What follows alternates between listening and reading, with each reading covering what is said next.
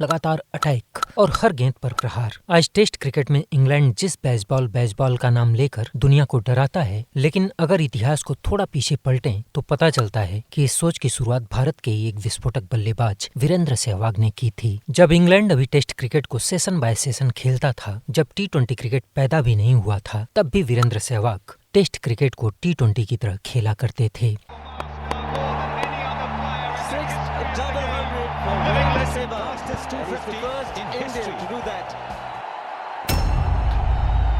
सहवाग ना तो फील्ड की सेटिंग को पढ़ते थे और ना ही किसी बात की परवाह करते थे। टेस्ट क्रिकेट में भी कवर, कट, पुल ड्राइव सब कुछ बिना झिझक खेला करते थे। नई गेंद हो या पुरानी, फील्ड इन हो या सारे खिलाड़ी बाउंड्री पर, उनका बल्ला हमेशा अटैक में रहा करता था। इतना कंट्रोल, इतना कॉन्फिडेंस कि उन्होंने टेस्ट क्रिकेट में अपना 13 शतक भी इस छक्के के साथ पूरा किया था।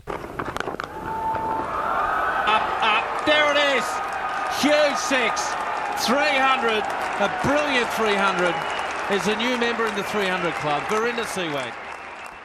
जिसके बाद क्रिकेट की दुनिया ने उन्हें एक नाम दिया, मुल्तान का सुल्तान। 28 मार्च 2004, मुल्तान क्रिकेट स्टेडियम। सुबह के सूरज और हवा में एक अजीब सी गर्मी थी। यह गर्मी मौसम की नहीं बल्कि इतिहास की थी। यह गर्मी उन लाखों दिलों की थी जो सरहद के दोनों पार धड़क रहे थे। 1989 के बाद साल 2004 में, यानी 15 साल के एक लंबे इंतजार के बाद, भारतीय क्रिकेट टीम पाकिस्तान की धरती पर टेस्ट मैच खेलने आई थी। कारगिल की गोलियां भी कानों में गूंजती थी। सरहद पर अविश्वास की दीवार इतनी ऊंची हो चुकी थी कि क्रिकेट भी उसे तोड़ने में संकोच कर रहा था। फिर भी 15 साल के एक लंबे इंतजार के बाद, दोनों देशों के प्रधानमंत्रियों की पहल के बाद, भारतीय टीम पाकिस्तान पहुंच चुकी थी। कप्तान सौरव गांगुली की पीठ में दर्द था, लेकिन भारत के दिल में एक दर्द और भी था। पाकिस्तान की धरती पर कभी कोई टेस्ट मैच न जीत पाने का दर्द। गांगुली की अनुपस्थिति में राहुल द्रविड़ ने कप्तानी का कार्यभार संभाला और उनके कंधों पर सिर्फ टीम नहीं बल्कि संपूर्ण भारतीय क्रिकेट फैंस और 15 सालों बाद भारत की इज्जत का भी सवाल था। उस समय कागजों पर पाकिस्तान की टीम भारत से ज्यादा मजबूत दिख रही थी। शोएब अख्तर,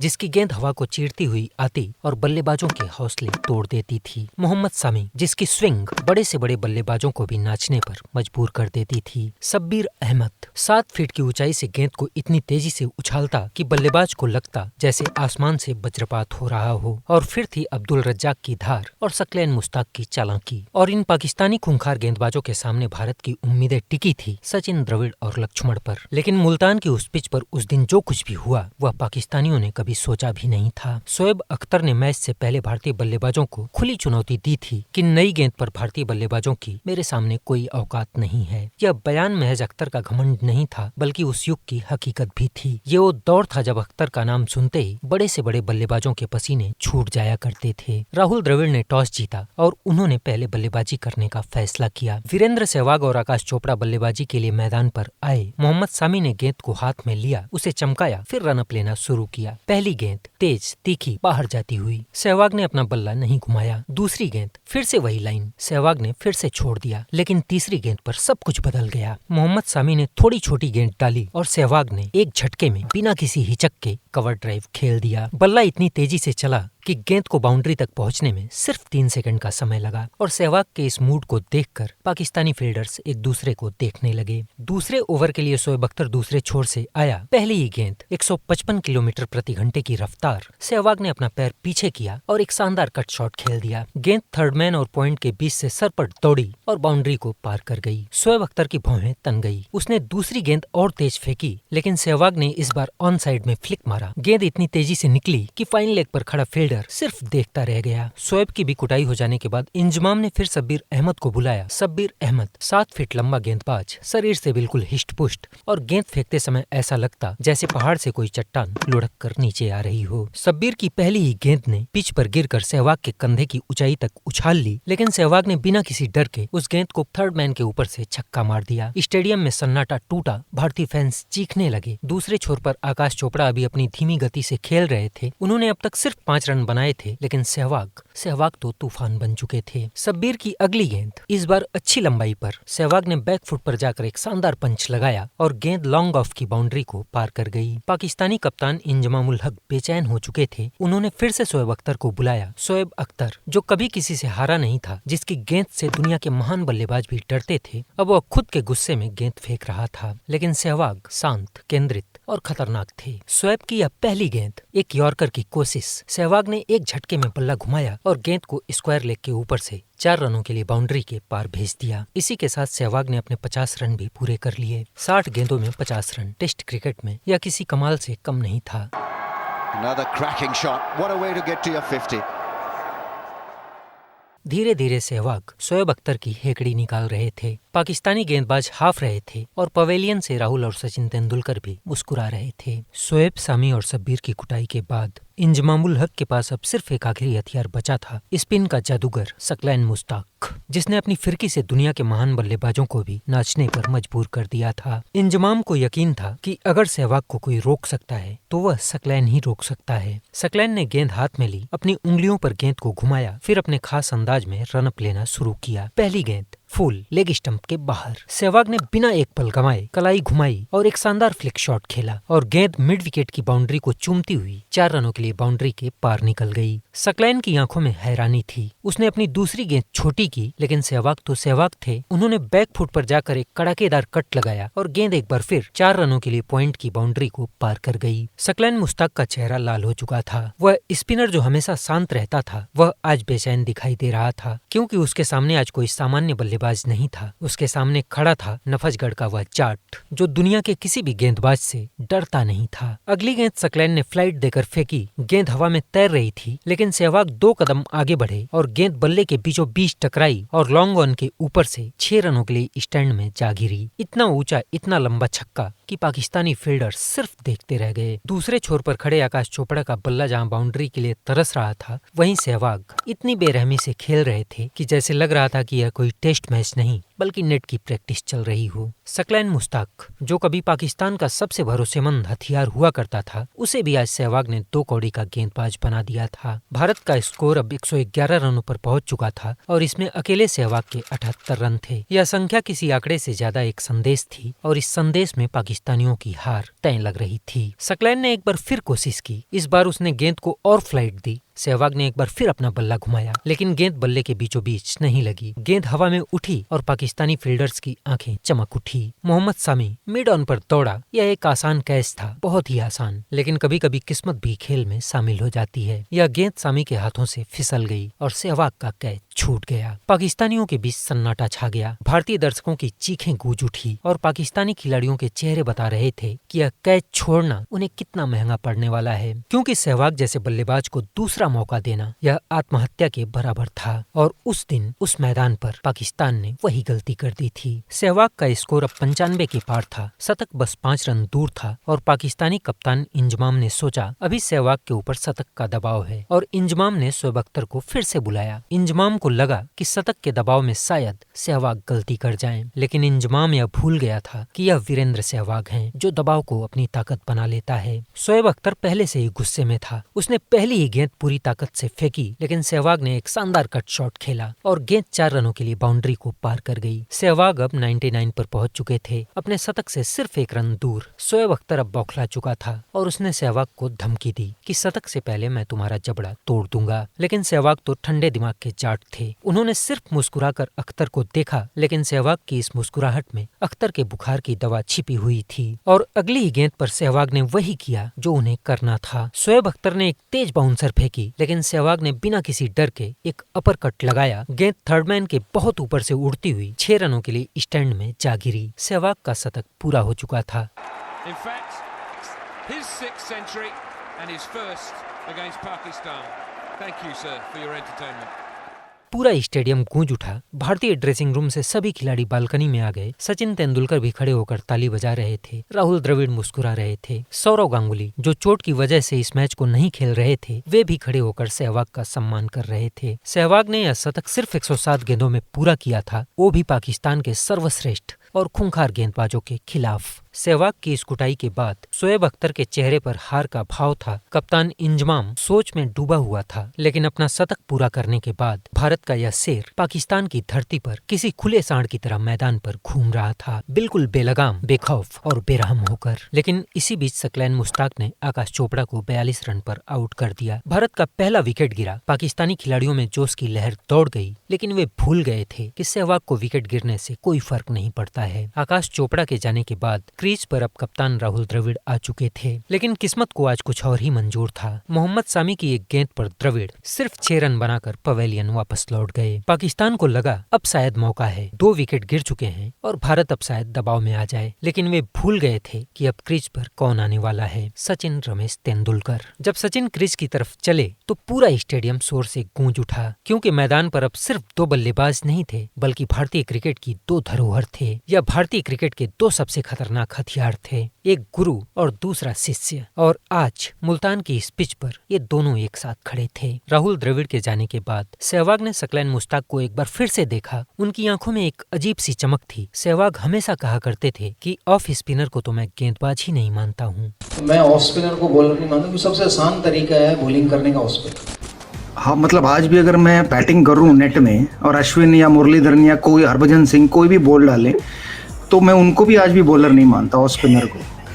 सबसे बेकार और सबसे थर्ड क्लास अगर कोई बॉलर है क्रिकेट में फॉर्मेट में तो वो ऑफ स्पिनर है। सकलैन मुश्ताक की पहली ही गेंद पर एक शानदार कवर ड्राइव और गेंद बाउंड्री को पार कर गई और अगले ही ओवर में सकलैन के सिर के ऊपर से एक विशाल छक्का। गेंद इतनी ऊंची उठी, लगा जैसे आसमान को छू जाएगी। सकलैन मुश्ताक अब सहवाग के हाथों मार खा खाकर थक चुका था। अपने ही मुल्क में, अपनी ही जमीन पर टेस्ट क्रिकेट में पाकिस्तानी गेंदबाजों की ऐसी कुटाई पहली बार हो रही थी। सहवाग अब 135 रनों पर पहुंच चुके थे, लेकिन तभी कुछ मैदान पर हुआ। सचिन तेंदुलकर सहवाग के पास आए। उनके चेहरे पर गंभीरता थी। उन्होंने सहवाग के कंधे पर हाथ रखा और धीरे से कुछ कहा। सचिन चाहते थे कि सहवाग और लंबी पारी खेलें, टीम को मजबूत स्थिति में ले जाएं, क्योंकि यह सिर्फ रन बनाने का खेल नहीं था, बल्कि यह एक ऐतिहासिक मैच था जिसमें भारत 15 सालों के बाद पाकिस्तान के दौरे पर था। पिछले 52 साल से भारत पाकिस्तान को पाकिस्तान की धरती पर टेस्ट मैच में पराजित नहीं कर सका था और यह आंकड़े टेस्ट क्रिकेट में भारत को शर्मिंदा कर रहे थे। 15 नवंबर 1989 को पाकिस्तान के खिलाफ कराची के इस मैदान में सचिन का डेब्यू हुआ था। सचिन की उम्र उस समय बिल्कुल बच्चों जैसी थी। उस समय सचिन महज 16 साल और 205 दिन के थे और 1989 के बाद सीमा विवाद और पाकिस्तानियों की हरकतों के कारण भारत ने पाकिस्तान जाकर क्रिकेट खेलना बंद कर दिया था। वो तो अटल जी के कार्यकाल में दोनों देशों के प्रधानमंत्रियों की पहल और रिश्तों में सुधार की गुंजाइश देखकर 15 साल के एक लंबे इंतजार के बाद भारत पाकिस्तान के दौरे पर था। अपने डेब्यू के बाद सचिन 15 सालों बाद पाकिस्तान गए थे और इस दौरे में सचिन चाहते थे कि 52 सालों के इतिहास में पहली बार भारत पाकिस्तान को पाकिस्तान की धरती पर टेस्ट क्रिकेट में पराजित करे। यही कारण था कि सचिन चाहते थे कि सहवाग कोई गलत शॉट खेलकर आउट न हो जाए। सचिन की बातों का असर भी सहवाग पर हुआ और सहवाग ने छक्के मारने कम कर दिए, लेकिन सहवाग के बल्ले से चौके तो आ ही रहे थे। पाकिस्तानी गेंदबाजों की ऐसी कुटाई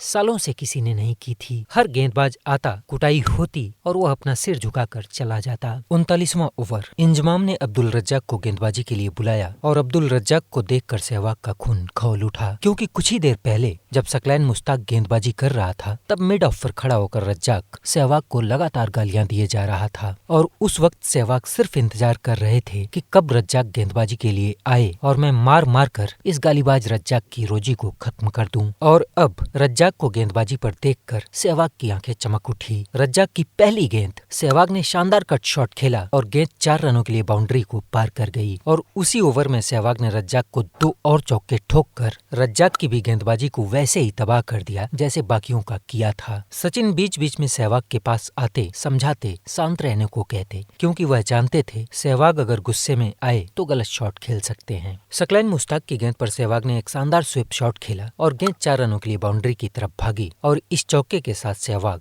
अब 199 के स्कोर पर पहुंच चुके थे। अगली गेंद सहवाग ने फ्लिक मारा, दौड़कर 2 रन पूरे किए और इन 2 रनों के साथ सहवाग का दोहरा शतक भी पूरा हो गया।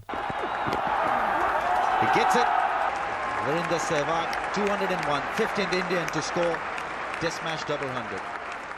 करियर का पहला दोहरा शतक, पूरा स्टेडियम गूंज उठा। भारतीय ड्रेसिंग रूम में सौरव गांगुली, युवराज सिंह सभी खड़े होकर तालियां बजाने लगे। सहवाग ने अपना बल्ला ऊपर उठाया। पाकिस्तानी गेंदबाज हाफ रहे थे। इंजमामुल हक सोच में डूबा हुआ था। सकलैन मुश्ताक निराश था और शोएब अख्तर गुस्से में अपनी आंखें बंद करके खड़ा था। लेकिन सहवाग तो किसी भूखे शेर की तरह मैदान में घूम रहे थे और आज उनकी भूख मिटने वाली नहीं थी, क्योंकि मुल्तान में आज एक सुल्तान का जन्म हो रहा था। अपना दोहरा शतक पूरा करने के बाद सहवाग अब एक नए अवतार में आ चुके थे। अब वे सिर्फ चौके और छक्के नहीं मार रहे थे, बल्कि एक नया इतिहास लिख रहे थे। हर रन के साथ एक नया पन्ना जुड़ रहा था और हर शॉट के साथ एक नई कहानी लिखी जा रही थी। सहवाग को अब समझ में आ चुका था कि 13 शतक बनाया जा सकता है। यह सपना नहीं बल्कि हकीकत बन सकता है। लेकिन जब भी सकलैन मुश्ताक आता, सहवाग की आंखों में वही पुरानी चमक लौट आती और गेंद बाउंड्री के पार जाने लगती। शोएब अख्तर, शब्बीर अहमद और मोहम्मद सामी की भी वही हालत होती। हर गेंदबाज आता, कुटाई होती और सिर झुकाकर चला जाता।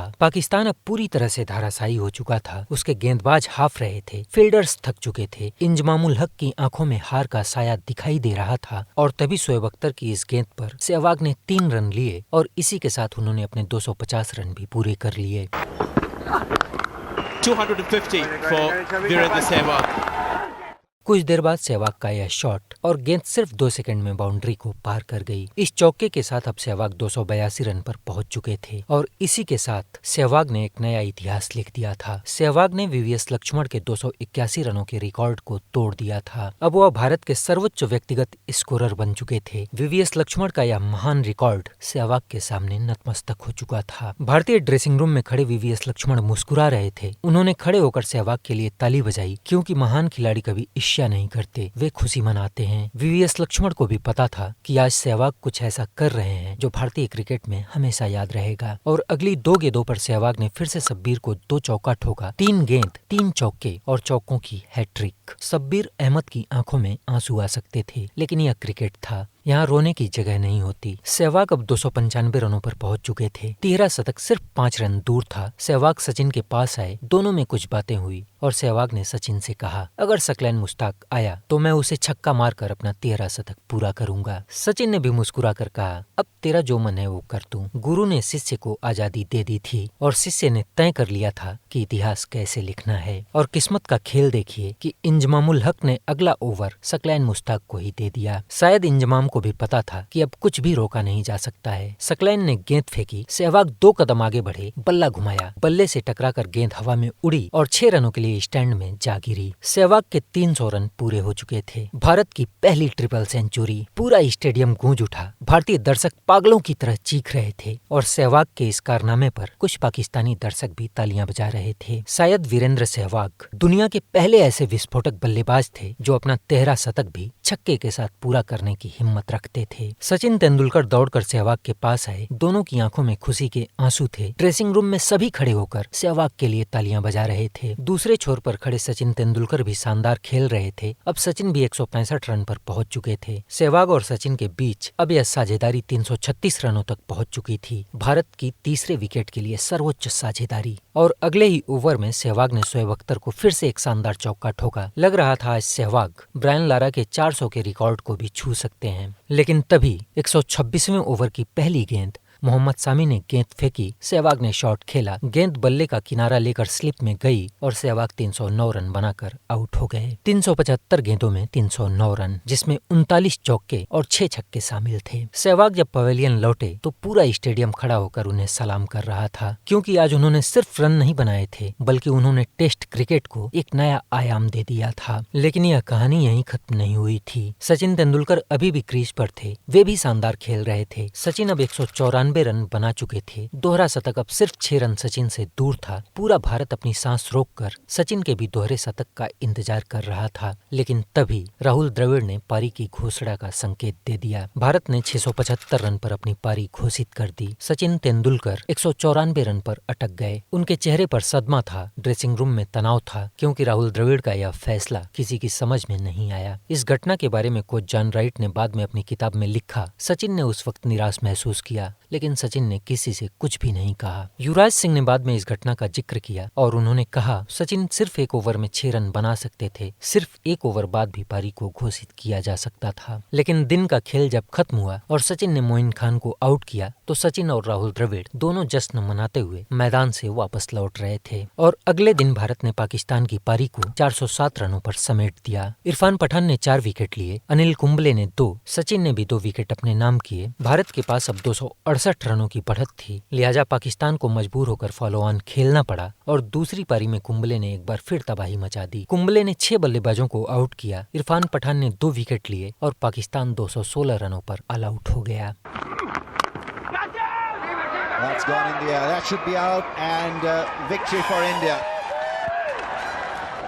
Tremendous win for the visitors. Yusuf Yohana looking to power the ball away over mid-wicket.